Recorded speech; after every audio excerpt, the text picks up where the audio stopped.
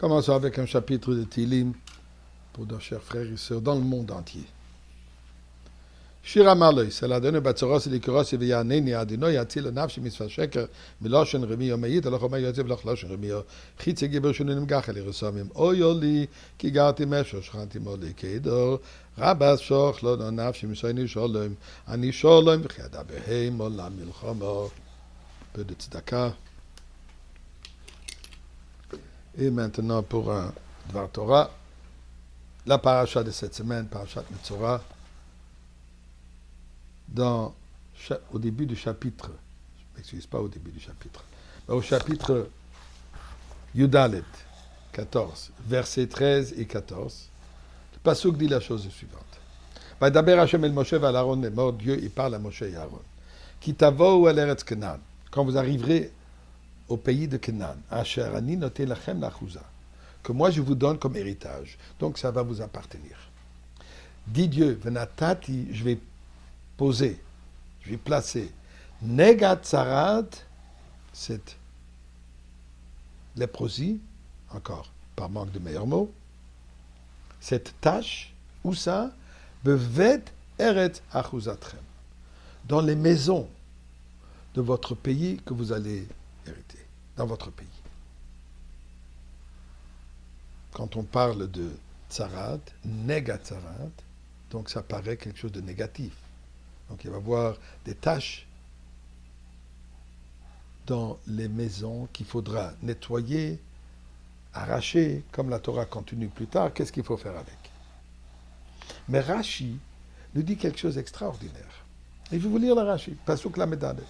Benatati negat tzarad, besura hi lahem. Dieu leur donne une bonne nouvelle.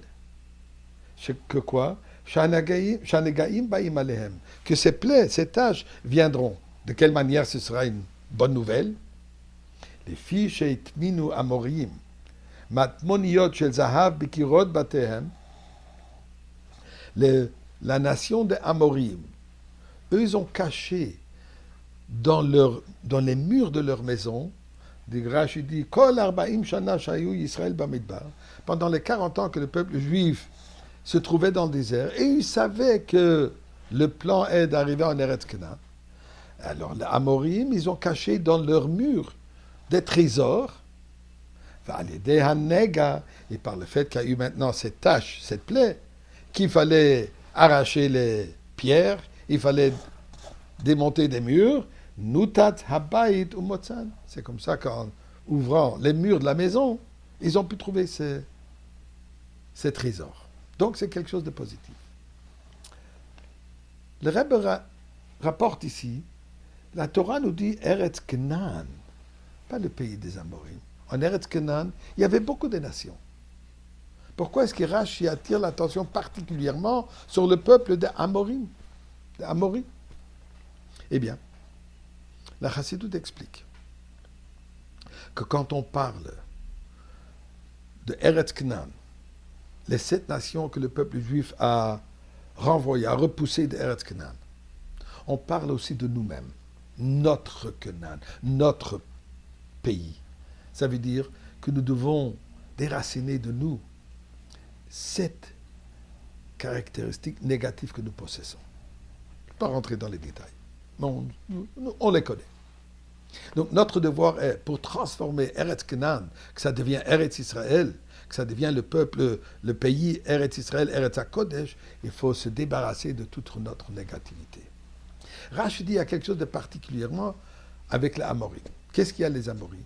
Le mot Amorim est presque synonyme du mot Omer, parler. Les Amorim, ils avaient cette négativité, si on veut, ce défaut de parler mal de qui que ce soit, en général, un mauvais langage. Au pluriel, Amorim, ils parlaient beaucoup, comme il est dit dans Michelet, quand on parle trop, il n'y a pas des bonnes choses qui en viendra. Nous dit la Torah, attention, il ne suffit pas juste de déraciner le mauvais langage, il faut aussi dévoiler les trésors qui se trouvent et qu'on peut trouver à travers le langage. Quand on parle du bien, quand on parle positif, de quelqu'un à quelqu'un, ceci va dévoiler les trésors que la personne possède. En disant un bon mot à quelqu'un. Bien sûr, en parlant aux enfants d'une manière positive. Avec l'amour, avec la gentillesse. Ceci va dévoiler les caractères, les trésors positifs que chaque personne possède. Donc la parole, bien sûr aussi, la parole de prière.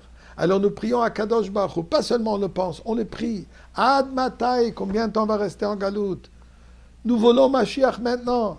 Yehi Amelech. Et c'est sûr et certain que ces paroles positives vont dévoiler le trésor de ce monde, le Beth Amikdash, où nous allons tous nous retrouver maintenant.